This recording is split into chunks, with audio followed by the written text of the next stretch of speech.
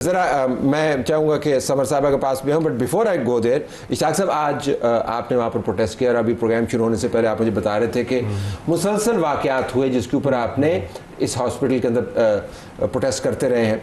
वो क्या क्या वाक़यात थे आप मुझे बता रहे थे जिनके ऊपर आपने प्रोटेस्ट किया? देखिए, पहले तो कल जो स्टेटमेंट आई है हमारे हेल्थ मिनिस्टर साहब की, तो बड़ा उन्होंने एक स्टेटमेंट दी है कि जो पिछले बहुत से लोगों ने पूछा कि आपने जो इमरजेंसी एग्जिट है वो क्यों लॉक किया होता है, और अभी तक लॉक है, अभी हम देखे हैं लॉक है। उन्होंने कहा जी यहाँ से बच्चे चोरी हो जाते हैं, तो इसलिए हमने जो इमरजेंसी जो डोर है वो लॉक कर दिए हुए हैं।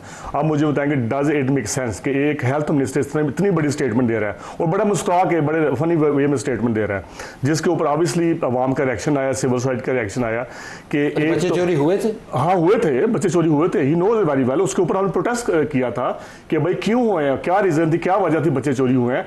उन्होंने कहा जो इमरजेंसी एग्जिट है वो बैकडोर ओपन थे, तो इस वजह से वो लोग पीछे से आए तो वो बच्चे चोरी करके चले गए।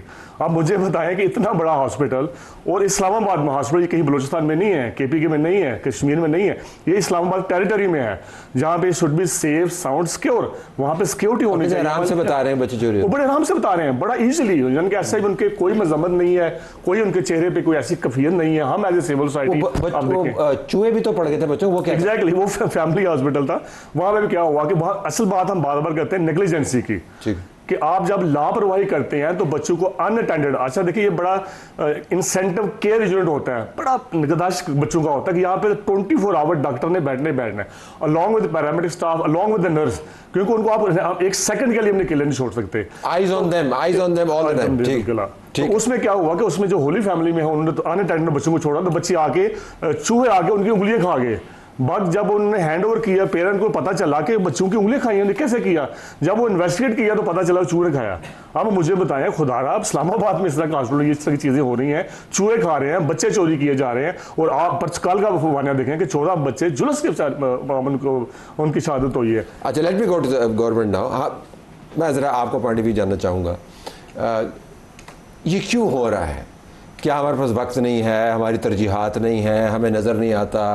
रिपोर्ट्स मौजूद हैं, सिविल सोसाइटी एहतजाज कर रही है, कायमा कमेटी ने इसको टेकअप किया हुआ है।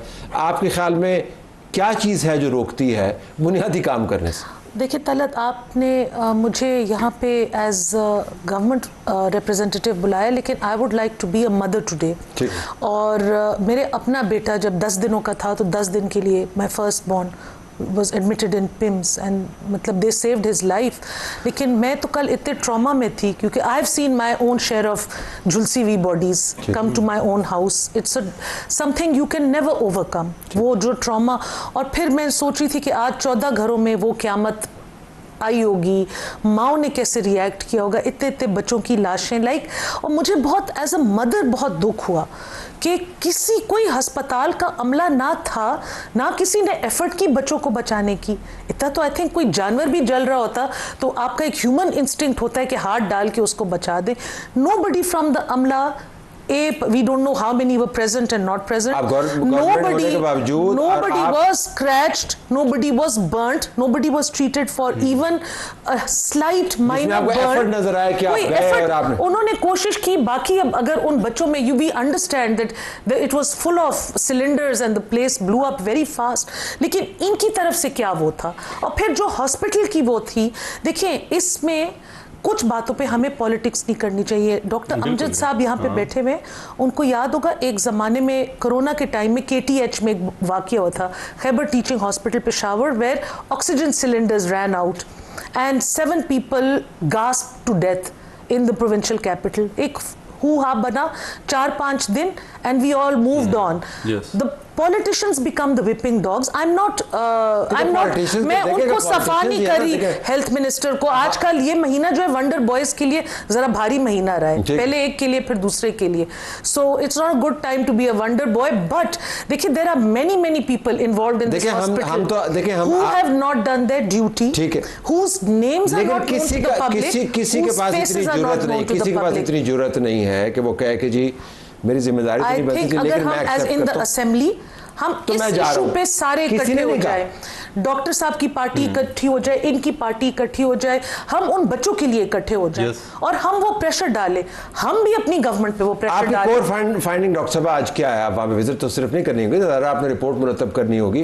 कोर फाइंडिंग क्या है आपकी? अगर हम आपसे पूछेंगे जी क्या आज आपने वहाँ पे देखा जिसको आपको कलम बंद सबसे पहले तो हमने ये देखा कि जो फायर एग्जिट, जो इमरजेंसी एग्जिट होता है वो वाकई में बंद था, उस वक्त भी बंद था। और उसके बाद भी जो ये ईडी साहब का कहना कि जी हमने जाके सारे सब लोगों को बचाया है और इस तरफ से हमने दूसरा डोर ओपन किया है, ऐसा कोई एविडेंस हमें नहीं मिला था। और वहाँ की जो बेडशीट्स थी वो बिल्कुल नीट एंड क्लीन थी, हमें नहीं लग रहा था कि वहाँ पे कोई फायर का कोई वहाँ पे। लेकिन आप तो कह रहे थे कि सारा वहाँ पे काला था, वो जला हुआ नर्सरी थी और उसके सामने जो कैंगरू रूम था जहाँ पे मदर्स थी विद बेबीज, वो पूरा बिल्कुल नीट एंड क्लीन था। तो ये हमें समझ नहीं आ रही थी कि वो एक रूम कैसे बच गया और बाकी सारे नर्सरी और उसके साथ वाले रूम पूरे उस स्मोक से जो है वो इफेक्ट हुआ है उन पे, सिर्फ वो एक रूम कैसे बचा है। तो अगर आपको स्केल ऑफ 1 to 10 आपने विजिट किया, पब्लिक रिप्रेजेंटेटिव हैं और ये सवाल मैं डॉक्टर हमजा से पूछूंगा, आपको मुतमईन करने के ऊपर नंबर देने हो तो वो you satisfied 1 to 10? Zero. I am not satisfied. Same answer. देखिए सिर्फ और दूसरी बात ये है कि और आप पब्लिक रिप्रेजेंटेटिव हैं, बड़ी पार्टियों को रिप्रेजेंट करते हैं और आप वहाँ पर गए, आपको प्रोटोकॉल पूरा मिला होगा। वेरी इंपॉर्टेंट जो अभी मतलब कुछ दिनों से जो बहस चल रही है रिगार्डिंग मोर प्रोविंसेस के हम गवर्नेंस को ठीक करें। अगर हम इस्लामाबाद को ठीक नहीं कर सकते तो हम प्रोविंसेस 1000 बनाएं तो क्या इससे हम गवर्नेंस ठीक इससे छोटा प्रोविंस नहीं बन सकता ना, 18 लाख से छोटा प्रोविंस नहीं। 23 लाख आबादी है इस्लामाबाद की, अगर 23 लाख आबादी में हम 16 BHUs को संभाल नहीं सकते, अगर 2 अस्पताल को हम संभाल नहीं सकते, अगर यहाँ पे तहसील लेवल पे कोई अस्पताल नहीं है, जो डॉक्टर साहिबा को भी पता है, जब हम स्टैंडिंग कमेटी में बैठे तो वी वर शॉक्ड कि यहाँ पे तहसील हेडक्वार्टर हॉस्पिटल नहीं है। एक अस्पताल है वो भी शैटर्ड में है, टोटल शैटर्ड, वहाँ पे कोई फैसिलिटीज़ नहीं है, that is totally non functional. अब बात ये है कि मतलब क्या आप इम्प्रेशन दे रही है दुनिया को, अगर एक डिप्लोमेट बीमार हो जाए और मरीज से होते हुए, अगर मरीज से वो आते हुए यहाँ पे इस्लामाबाद के रास्ते में BHU का चक्कर लगाए, वहाँ पे कोई डॉक्टर ना हो, वहाँ पे जानवर, हमने ये भी देखा कि बहुत सारे BHUs में जानवर खड़े थे, ठीक है, तो अगर वहाँ पे ये इस्लामाबाद में, इस्लामाबाद की विसिनिटी में, तो अगर वहाँ पे जानवर हो तो क्या इंप्रेशन देंगे वहाँ पे? चले वो इंप्रेशन तो बात की बात है, अगर हम लोगों को वहाँ से इलाज करवाना वहाँ पे गाय भैंसें बंधी हुई। अच्छी बात ये होगी कि कल अगर assembly, if they are taking it serious, assembly में हम इस पे बहस करें और कंक्लूजन तक हम पहुँच जाए। अगर हम 26th और 27th अमेंडमेंट के लिए असेंबली खोल सकते हैं हफ्ते और इतवार के दिन, तो क्या हम 14 या 15 बच्चों के लिए असेंबली को नहीं खोल सकते? जबरदस्त कि हम बैठ के इस पे बात करें, हम कंक्लूड करें। फॉरगेट अबाउट इंक्वायरी कमेटीज, वो हमें पता है कि वो सिर्फ कॉस्मेटिक मेजर्स होते हैं। किसी ने कहा था कि वो ऊंट जो है असल में घोड़ा था जो कमेटी ने बनाया था, यानी कमेटी से आपको तवक्कुल ना रखे। बट बैक टू यू, आज का प्रोटेस्ट किस बारे में था? आज सही वो जो कल का सान्या हुआ था, आप चाहते क्या है, प्रोटेस्ट क्या था?